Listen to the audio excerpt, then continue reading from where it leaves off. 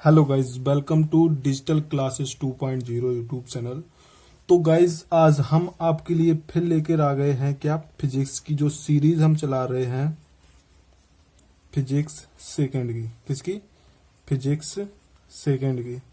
ठीक है, उसमें मेरा पार्ट 1 अगर आप लोगों ने नहीं देखा है, कौन सा पार्ट 1, तो वो आप जाके देख लीजिएगा, क्योंकि अगर वो नहीं देखा है तो आगे कुछ समझ में आ जाएगा। अगर आपने कहीं पढ़ा है तो आ जाएगा, अन्यथा नहीं भी आ सकता है। ठीक है, तो पहले पार्ट 1 जाकर देखें, इसके बाद में ये पार्ट 2 है किसका? फिजिक्स सेकेंड का। ठीक है, फिजिक्स सेकेंड में जो हम क्या प्रकाशिकी पढ़ा रहे हैं, आप लोगों क्या पढ़ा रहे हैं?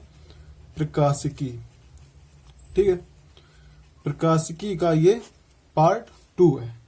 तो जो मेरे स्टूडेंट नए हैं वो क्या करेंगे? सबसे पहले चैनल को सब्सक्राइब करेंगे। क्या करेंगे? सब्सक्राइब करेंगे और अपने फ्रेंड्स के साथ शेयर करेंगे। ठीक है, इतना आप लोगों का काम है। तो नेक्स्ट वीडियो में हमारा हो गया था, कहां तक हो गया था? उत्तल दर्पण तक हो गया था। ठीक है, यहां से अब स्टार्ट होता है क्या? गोली दर्पण। क्या स्टार्ट होता? गोली दर्पणों से संबंधित कुछ परिभाषाएं। जो गोली दर्पण है मेरा, उत्तल दर्पण होता है एक अवतल दर्पण, दो गोली दर्पण होते हैं। उन दो गोली दर्पण से संबंधित कुछ मेरी क्या है? परिभाषाएं हैं। अब वो परिभाषाएं देखो, क्या परिभाषाएं हैं। ठीक है, तो जो पहली परिभाषा है वो क्या है? देखो, पहली परिभाषा है गोली दर्पण। पहली परिभाषा किसकी है? वक्रता केंद्र की। वक्रता केंद्र क्या होता है? हमने आपको बताया था, वक्रता केंद्र ऐसा बनता है दर्पण, कोई भी दर्पण बना लो, ऐसा दर्पण बनेगा, कोई दर्पण हम बना ले।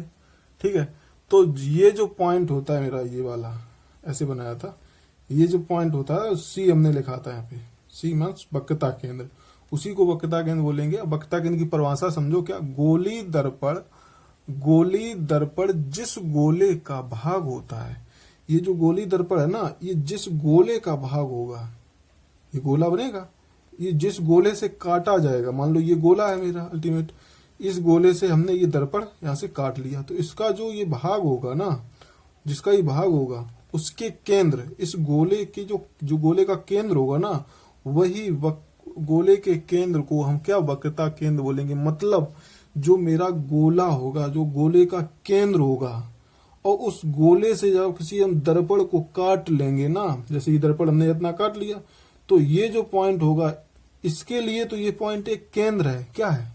केंद्र है।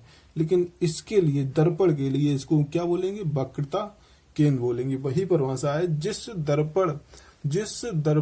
मतलब क्या बोल रहे हैं, गोली दर्पण जिस गोले का भाग होता है, उसके केंद्र को वक्रता केंद्र या फिर वक्रता केंद्र कहते हैं। इसे किससे प्रदर्शित करते हैं? इसे सी से प्रदर्शित करते हैं। ठीक है, वक्रता त्रिज्या नेक्स्ट।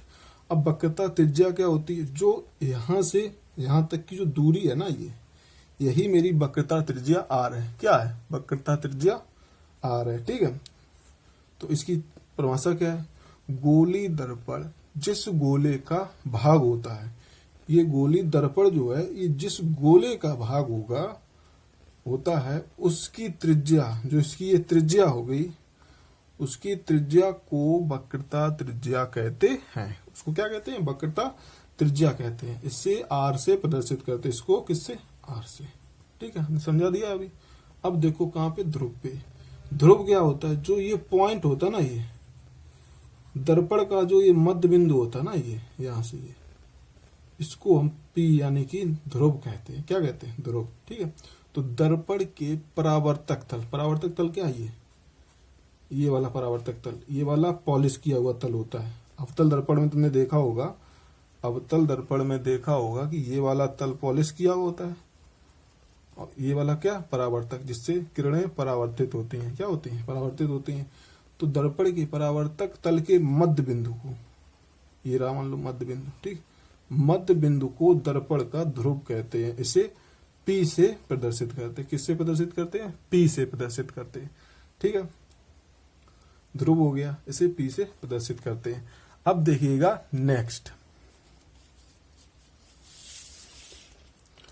नेक्स्ट जो है मेरा मुक्कच। क्या है? मुक्कच।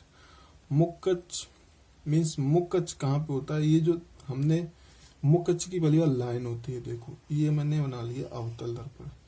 ये जो लाइन हम खींचेंगे ना, इसको हम बेसिकली मुख्य अक्ष लाइन कहते हैं। क्या कहते हैं? ये मुख्य अक्ष लाइन होती है। तो दर्पण से, दर्पण के ध्रुव से, दर्पण के ध्रुव क्या होता है? पी ध्रुव से ध्रुव तथा वक्रता केंद्र को, ध्रुव तथा वक्रता केंद्र सी को मिलाने वाली रेखा दर्पण की मुख्य अक्ष कहलाती है। क्या कहलाती है? दर्पण के ध्रुव तथा वक्रता केंद्र को मिलाने वाली रेखा क्या कहलाएगी? मिलाने वाली रेखा दर्पण का मुख्य अक्ष कहलाती है। क्या कहलाती है? दर्पण का मुख्य अक्ष कहलाती है। आई होप आपको परिभाषा क्लियर हो गई होगी। ठीक है, अब नेक्स्ट देखो, नेक्स्ट है दर्पण का द्वारक। तो दर्पण के परावर्तक तल, जो ये मेरा परावर्तक तल है ना, ये परावर्तक तल के व्यास को दर्पण का परावर्तक तल कहते हैं। इसको हम क्या बोलेंगे? परावर्तक तल बोलेंगे। ठीक है, अब आ जाओ मुख्य फोकस या फोकस। ठीक, तो फोकस क्या होता है? देखो, दर्पण की दर्पण की मुख्य अक्ष के समानांतर, ये मुख्य अक्ष, मुख्य अक्ष के समांतर ये रहा। देखो, दर्पण के मुख्य अक्ष, यहाँ पे चित्र बना लेता हूं। दर्पण के ये मुख्य अक्ष की लाइन हो गई पी सी, ये मुख्य अक्ष दर्पण के मुख्य अक्ष के समानांतर, यही बोला, आने वाली प्रकाश किरण, समानांतर जो प्रकाश किरण आ रही है। ठीक है, आने वाली प्रकाश किरण दर्पण के परावर्तन के पश्चात, यहां से परावर्तन के पश्चात मुख्य अक्ष के जिस बिंदु पर या तो वास्तव में मिलती है या मिलती हुई प्रतीत होती है, दोनों की है, अवतल उत्तल की दोनों की है, जिसमें मिलती हुई प्रतीत होती है वो उत्तल कहते हैं। उसे हम क्या बोलेंगे? उसे उत्तल बोलेंगे। जो मिलती हुई प्रतीत होती है, जैसे यहाँ मिलती हुई प्रतीत होती है, इसे हम उत्तल बोलेंगे। या जो वास्तव में मिलती है उसे हम अवतल बोलेंगे। क्या बोलेंगे?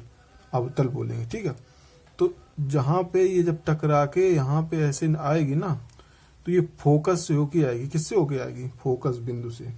ठीक है, तो उस बिंदु को, ये जिस बिंदु से दर्पण से टकराने के बाद जिस बिंदु से होकर आएगी ना, उसे हम क्या बोलेंगे? फोकस बोलेंगे। ठीक है, उस बिंदु को दर्पण का मुख्य फोकस कहते हैं। मतलब मुख्य अक्ष के समानांतर, मुख्य अक्ष के समानांतर आने वाली प्रकाश किरण दर्पण के परावर्तन के पश्चात जिस बिंदु पर वास्तव में आती हुई प्रतीत होती है, जिस बिंदु पर वास्तव में मिलती हुई प्रतीत होती है या वास्तव में मिलती है, तो उस बिंदु को दर्पण का मुख्य फोकस कहते हैं। ठीक है, अब जैसे प्रतीत होगी, प्रतीत किसमें? उत्तल दर्पण में होगी, उत्तल दर्पण में जाके डॉट डॉट करके प्रतीत होगी। तो ठीक है, ऐसे आप समझ सकते हैं। तो ये ऐप हो जाएगा, इसे मुख्य फोकस का हो गया। उस बिंदु को दर्पण का मुख्य फोकस कहते हैं। इसे ऐप से प्रदर्शित करते हैं। ठीक है, आई होप आपको समझ में आ गया होगा। और मैथ वाले स्टूडेंट क्या करेंगे? उनके लिए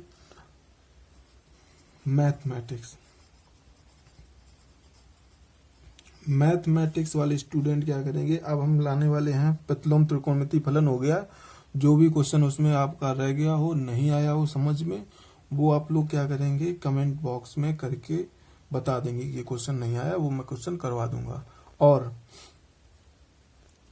अब मैं लाने वाला हूं क्या? कैलकुलस। क्या लाने वाला? कैलकुलस। कैलकुलस यानी कि आप लोग नहीं समझ रहे होगे, हिंदी में बोल लिख रहे हैं अवकलन। कैलकुलस में क्या लाने वाला हूं? अवकलन। ठीक, अवकलन नेक्स्ट वीडियो जो आपका आएगा, आदि कलम मिल जाएगा, वो किसका होगा? अवकलन का होगा। ठीक है, तो और इससे पहले जो मैंने प्रतिलोम त्रिकोणमितीय फलन कराया है, क्या कराया? प्रतिलोम त्रिकोणमितीय फलन, उसके सारी वीडियोस देख लेना, आपको क्लियर हो जाएगा। कुछ भी समझ में ना आए तो कमेंट बॉक्स आपके लिए रखा है, उसमें जो भी आप कमेंट करोगे उसका आपको जवाब दिया जाएगा। ठीक है, ये मुख्य फोकस तक हो गया। अब देखते हैं नेक्स्ट। देखो, नेक्स्ट क्या है, फोकस दूरी। ठीक, तो फोकस दूरी क्या होती है? फोकस दूरी के लिए हम कहाँ पे समझाएं, ऊपर जगह है, यहाँ पे देखो, ये रहा मेरा दर्पण। ठीक, ये रही मेरी मुख्य अक्ष की लाइन। ठीक, अब ये रहा P, ये हो गया C, ये हो गया F। ध्रुव से जो फोकस के बीच की दूरी होती है उससे ही हम क्या, फोकस दूरी बोलते हैं, ध्रुव से फोकस के बीच की दूरी को। ठीक है, इसे हम स्मॉल एफ से, बिंदु को कैपिटल एफ से और इसे स्मॉल एफ से प्रदर्शित करते हैं। अब देखते हैं क्या परिभाषा। दर्पण के ध्रुव से मुख्य अक्ष तक की दूरी को, दर्पण के ध्रुव से मुख्य अक्ष तक की दूरी को दर्पण की मुख्य फोकस, दर्पण की मुख्य फोकस या फिर फोकस दूरी कहते हैं। इसे स्मॉल एफ से प्रदर्शित करते हैं। किससे? स्मॉल एफ से प्रदर्शित करते हैं। और जिसको भी नोट्स चाहिए, जो लिखना नहीं चाहता है, फिलहाल लिखने से ही आपकी और अच्छी इंप्रूव होगी फिजिक्स, लेकिन जो नहीं लिखना चाहता है, टाइम वैसे भी कम रह गया है, तो वो मुझे कमेंट बॉक्स में कर सकता है। मैं उसको नोट्स टेलीग्राम चैनल पे दे दूंगा। मैं अपने डिस्क्रिप्शन बॉक्स में टेलीग्राम चैनल का लिंक दे रहा हूं, उसमें आप लोग ज्वाइन हो जाइएगा। ठीक है, अब ये होगी फोकस दूरी की परिभाषा हो गई आपकी। अब नेक्स्ट है दर्पण की वक्रता त्रिज्या तथा, वक्रता त्रिज्या तथा फोकस दूरी में संबंध। दर्पण की वक्रता त्रिज्या तथा फोकस दूरी में संबंध। तो ये क्या, जब दर्पण का मुख्य फोकस, जब दर्पण का मुख्य फोकस नहीं, क्या बोल रहे हैं, जब दर्पण का द्वारक वक्रता त्रिज्या की अपेक्षा छोटा होता है, जब दर्पण का जो द्वारक होता है, द्वारक, जब दर्पण का द्वारक वक्रता त्रिज्या की अपेक्षा छोटा होता है, तो फोकस दूरी वक्रता त्रिज्या की आधी होती है। ये वक्रता त्रिज्या फोकस दूरी के बीच में रिलेशन है। क्या रिलेशन है? F is equal to R/2। अब खुद समझो, ये चित्र है, ठीक है, ये रहा C, ये रहा F, ये रहा P। देखो वक्रता त्रिज्या जो है यहां से यहां तक की है, इतनी बड़ी है, और जो फोकस दूरी है वो इतनी बड़ी है, तो ये आधी होती है। क्या होती है? मतलब जो फोकस दूरी होगी ना, फोकस दूरी, वो इस मतलब वक्रता त्रिज्या की आधे के बराबर होगी फोकस दूरी। तुम समझ लो, इतना फोकस दूरी मतलब वक्रता त्रिज्या होता है तो फोकस दूरी के बराबर हो जाएगी। तो यही फार्मूला है कि F बराबर R/2। मतलब यदि हम वक्रता त्रिज्या को आधी कर देते हैं तो फोकस दूरी के बराबर हो जाएगी। ठीक है, बेसिकली ये आपको क्या याद रखना, इसमें आपको फार्मूला याद रखना। ठीक, इससे क्वेश्चन बन सकते हैं। अब नेक्स्ट है दूरियां नापने के लिए चिन्ह परपाटी। क्या? दूरियां नापने के लिए चिन्ह परपाटी। तो फर्स्ट नंबर देखिएगा, सभी दूरियां गोली दर्पण के ध्रुव से नापी जाती हैं। कहां से नापी जाती हैं? गोली दर्पण के ध्रुव से। ये रहा गोली दर्पण, गोली दर्पण के ध्रुव P से नापी जाएंगी। ठीक है, अब जब P से नापी जाएंगी, यहीं से नापना स्टार्ट होगा। ठीक है, नंबर दूसरा पॉइंट देखिए, आपतित प्रकाश की दिशा में, आपतित प्रकाश की दिशा में मापी गई दूरियां धनात्मक एवं इसके विपरीत दिशा में नापी गई दूरियां ऋणात्मक मानी जाती हैं। तो आपतित किरण की दिशा यही तो होती है। तो हम जब इस दिशा में दूरियां नापेंगे, किस दिशा में? इस दिशा में, तो दूरियां कैसी होंगी? पॉजिटिव होंगी। अगर हम दूरियां इस दिशा में नापेंगे ना, तो दूरियां कैसी होंगी? निगेटिव होंगी। कैसी होंगी? निगेटिव होंगी। ठीक है, और यही बता रहा है, विपरीत दिशा में मापेंगे दूरियां ऋणात्मक मानी जाती हैं। और मुख्य अक्ष, ये रहा मुख्य अक्ष, मुख्य अक्ष के ऊपर की ओर, किसके ओर? मुख्य अक्ष के ऊपर की ओर मापी गई दूरियां धनात्मक होंगी। कैसी होंगी? पॉजिटिव होंगी। ठीक, और मुख्य अक्ष के नीचे की ओर मापी गई दूरियां कैसी होंगी? ऋणात्मक होंगी। ये दूरियां क्या होती हैं? ये यहाँ पे वस्तु रखी जाती है, यहाँ पे प्रतिबिंब। ठीक है, ये प्रतिबिंब होता है, ऊपर ही प्रतिबिंब बनता है, नीचे ही बनता है। ठीक है, ये वस्तु, इसको हम वस्तु का क्या कहते हैं? वस्तु का लंबाई या फिर प्रतिबिंब की लंबाई बोलेंगे इसको हम। ठीक है, तो मुख्य अक्ष से ऊपर की ओर मापी गई दूरियां धनात्मक होती हैं एवं नीचे की ओर, ये आपको दिख रहा है, मुख्य अक्ष के ऊपर की ओर मापी गई दूरियां धनात्मक होती हैं और मुख्य अक्ष के नीचे की ओर मापी गई दूरियां ऋणात्मक होती हैं। क्या होती हैं? ऋणात्मक होती हैं। ठीक, तो मुख्य अक्ष के ऊपर की ओर मापी गई दूरियां धनात्मक एवं मुख्य अक्ष के नीचे की ओर मापी गई दूरियां ऋणात्मक होती हैं। ठीक है, अब देखते हैं नेक्स्ट यहाँ पे आपके चित्र हैं कुछ, यही दूरियां मापने के लिए। तो देखिएगा कैसे है। मेरा यहाँ पे अगर हम कोई दर्पण रख दें, पहले ऐसे समझ लो, चतुर्थांश में कार्तीय तल में कैसे, अगर कोई दूरी ऊपर के लिए हम नापेंगे, कैसी, ऐसी, ऊपर के लिए, तो वो पॉजिटिव होगी। कैसी होगी? पॉजिटिव। हमने अभी बताई थी, जब वस्तु हम ऊपर के लिए रखेंगे या फिर प्रतिबिंब मेरा ऊपर के लिए बन रहा हो तो कैसा रहेगा? पॉजिटिव रहेगा। अगर इधर दूरियां नापेंगे, इधर के लिए, चतुर्थांश में भी देखते होगे, इधर पॉजिटिव होता है, इधर निगेटिव होता है, ऊपर पॉजिटिव होता है, नीचे निगेटिव, बिल्कुल सेम टू चतुर्थांश यूज हो रहा है। अब ये मान लो दर्पण है मेरा, ठीक है, दर्पण के ऊपर की ओर अगर कोई वस्तु नापी जा रही है ऐसी, तो वो पॉजिटिव होगी। अगर इधर की ओर वस्तु यहाँ से ध्रुव से नापी जाती है, ध्रुव से यहाँ के लिए नापी जा रही, तो पॉजिटिव होगी। अगर ध्रुव से इधर नापी जा रही, जैसे वस्तु की दूरी मापी जाएगी, वस्तु तो यहीं रखी जाएगी ना मुख्य अक्ष पे, तो उसकी दूरी मापी जाएगी, तो उत्तल अवतल दर्पण में उसमें क्या हो, निगेटिव रहेगी, हमेशा के लिए निगेटिव रहेगी। ठीक है, तो इधर मापी जाएगी तो निगेटिव, नीचे मापी जाएगी तो भी निगेटिव, केवल इधर के लिए पॉजिटिव और ऊपर के लिए पॉजिटिव। ठीक है, तो ऐसे ही उत्तल दर्पण में इधर पॉजिटिव और इधर देखो ये निगेटिव है, और ऊपर के लिए पॉजिटिव और नीचे के लिए निगेटिव।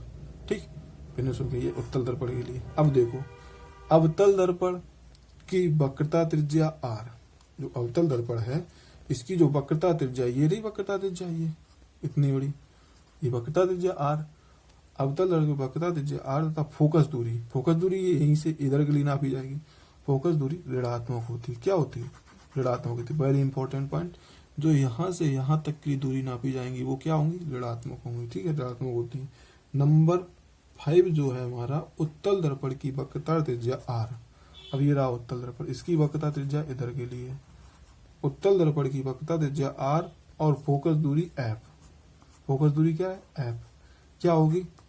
धनात्मक होती है। ठीक, तो वक्रता त्रिज्या और फोकस दूरी दोनों ही ऑलवेज, मतलब हमेशा के लिए धनात्मक रहेंगी। ठीक है, कैसी रहेंगी? Always positive. ठीक, अवतल दर्पण में ऑलवेज निगेटिव हो जाएंगे। ठीक है, अब देखिएगा नोट पॉइंट में क्या है? अवतल दर्पण द्वारा वस्तु के वास्तविक और आभासी दोनों प्रकार के प्रतिबिंब बनते हैं। अवतल दर्पण द्वारा वस्तु के वास्तविक और आभासी, मतलब इसमें अवतल दर्पण में इसमें आभासी प्रतिबिंब भी बनेंगे। कैसे? आभासी प्रतिबिंब बनेंगे और वास्तविक प्रतिबिंब भी बनेंगे। ठीक, इसमें आभासी प्रतिबिंब एक ही बनता है और बाद बाकी सब वास्तविक बनते हैं। ठीक, याद रखना। ठीक, यही आपका स्पेशल पॉइंट। और जबकि उत्तल दर्पण द्वारा केवल आभासी प्रतिबिंब बनता है। इसमें क्या? केवल आभासी प्रतिबिंब बनेगा। आभासी मतलब वर्चुअल। ठीक है, जैसे तुम लाइव कोई चीज देख रहे हो तो वो लाइव आप उसको टच नहीं कर पा रहे हो, मतलब वो आप देख ही पा रहे हो केवल, तो वो आभासी चीज हो जाती है। ठीक है, जैसे वर्चुअल मीटिंग इस टाइम पे, कोरोना के टाइम पे वर्चुअल मीटिंग ज्यादा हो रही है ना, आभासी मीटिंग ज्यादा हो रही है। आप अपने दोस्त से लाइव बात कर रहे हैं ना फोटो में, तो वो आभासी हो गया। ठीक है, वर्चुअल हो गया। अब देखते हैं नेक्स्ट जो है गोली दर्पण की फोकस दूरी f, दर्पण की वस्तु u, प्रतिबिंब की दूरियां, दर्पण से वस्तु और प्रतिबिंब की दूरियों में संबंध, मतलब f दिया हो, u दिया हो और v। वस्तु से दूरी, वस्तु की मतलब दर्पण से वस्तु की दूरी u और दर्पण से प्रतिबिंब की दूरी v, इन तीन के बीच में संबंध। ठीक, इनके बीच में संबंध मेरा क्या है? 1/f बराबर 1/v plus 1/u। Most important है, इससे आपको न्यूमेरिकल मिलना ही मिलना है एग्जाम में। ठीक है, अब नेक्स्ट है मेरी क्या, आवर्धन क्षमता। क्या है, रेखीय आवर्धन। क्या है, रेखीय आवर्धन। ठीक है, तो रेखीय आवर्धन जैसे प्रतिबिंब की लंबाई तथा वस्तु की लंबाई के अनुपात को रेखीय आवर्धन कहते हैं। प्रतिबिंब की लंबाई तथा वस्तु की लंबाई के अनुपात को रेखीय आवर्धन कहते हैं। इसे एम से प्रदर्शित करते हैं। ठीक, इसे किससे प्रदर्शित करते हैं, एम से प्रदर्शित करते हैं। मतलब प्रतिबिंब की लंबाई जो मेरी होगी और वस्तु की लंबाई जो होगी, जो प्रतिबिंब की लंबाई होगी, प्रतिबिंब की लंबाई मतलब कोई दर्पण है। ठीक है, ये प्रतिबिंब की लंबाई नहीं, प्रतिबिंब की लंबाई जैसे यहाँ पे बन गई नीचे की ओर, और वस्तु की लंबाई, प्रतिबिंब की लंबाई को हम आई से प्रदर्शित करते हैं और वस्तु की लंबाई को ओ से प्रदर्शित करते हैं। तो M is equal to I upon O या फिर वी अपॉन में यू, ये आपका फार्मूला हो जाएगा। इसको आपको फिर रिपीट करेंगे क्योंकि अपवर्तन में भी है, उसमें रिपीट होगा, लेंस में भी ये रिपीट होगा, कोई टेंशन नहीं, इसमें आपको बेफिक्र रहिएगा। आप इतना याद कीजिए, M is equal to I upon O, ये आवर्धन का फार्मूला होता है हमारा। अब हम मिलते हैं नेक्स्ट वीडियो में। ठीक, नेक्स्ट वीडियो में लेके जाएंगे हम अपवर्तन के लिए कुछ और आगे की। ठीक है, पूर्णांतरिक परावर्तन वगैरह लेके आएंगे एकदम से बिंदास नोट्स के साथ। ठीक है, मिलते हैं नेक्स्ट वीडियो में। Till then take care, bye bye.